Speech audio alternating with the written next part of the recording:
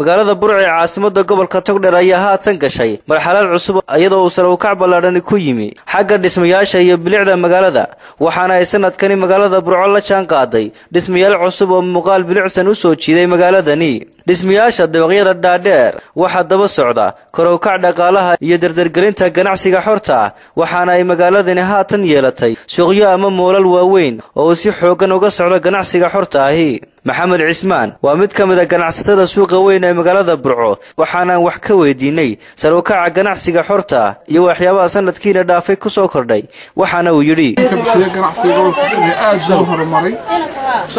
hadaynu soo qaadano bariga hore waxa lagu naqaanay ganacsiga gobolka Togdheer waxa ka ganacsan jiray dadka waaweyn odayaasha oo kale ayaa inta badan ganacsiga gacanta ku jiray laakiin waxa garan karaysa ganacsiga inuu horumar baaxad leh ka gaaray gobolka Togdheer dhalinyarada oo maanta ku dhiiratay inay ganacsadaan iyagoo aan ka xishoonayn ganacsiga dhinac walba u yahay waxaad arki karaysaa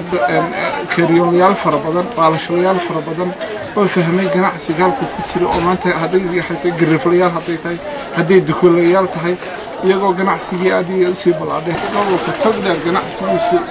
meel wanaagsan buu marayaa wuxuu u baahan yahay dhiirigelin lagu sameeyo in dad fara badan la soo dhiso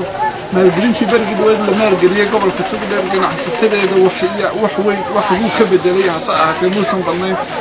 sidoo kale shirkadaha ka howlgala magaaladani Burco ayaa kuwa maalinta ka dambaysa gobolkani ku soo kordhinaya dhismayaal cusub shirkadaha sida howlkarnimada leh ugu soo kordhiya dhismayaasha ayaa waxa kamid ah Dahabshiil Group Omar Company Dera Group of Company iyo kambaniyal kale waa kan maamulaha Hotel Dera Yusuf Khalif oo ka hadlaya ganacsiga xorta iyo sida uu gobolkani ugu fiday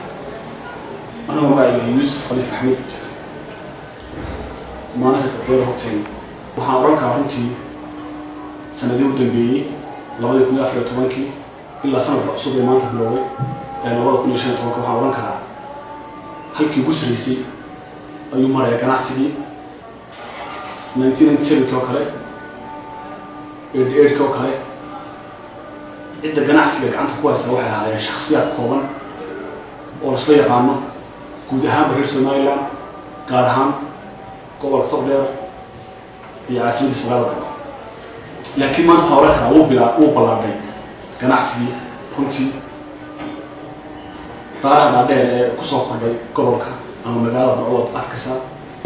si kastaba ahaatee ganacsiga xorta ee magaalada Burco ayaa haatan si xawliya uga socda iyadoo aad moodo inay dhismayaasha dhaadheer iyo ganacsigu uu wada socdo isla markaana ay magaaladani haatan noqotay mid u jeesatay dhanka dhismayaasha iyo ganacsiga